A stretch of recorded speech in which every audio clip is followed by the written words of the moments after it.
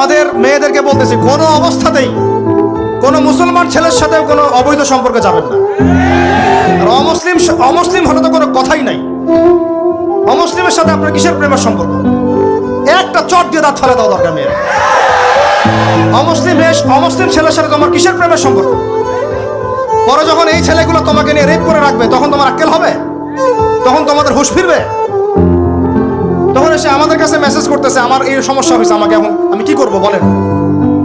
আমাদের ওয়াইফদের কাছে মেসেজ করে, এরকম এরকম হয়েছে আমার সাথে, আমরা কি করব বলেন। তো তোমাকে কে যাইতে বলছো এই ছেলের কাছে? তুমি তোমার ইজ্জত ওখানে, তুমি তোমার পায়জামা কিভাবে খুললা সেখানে? আর কিভাবে বলবো বলেন?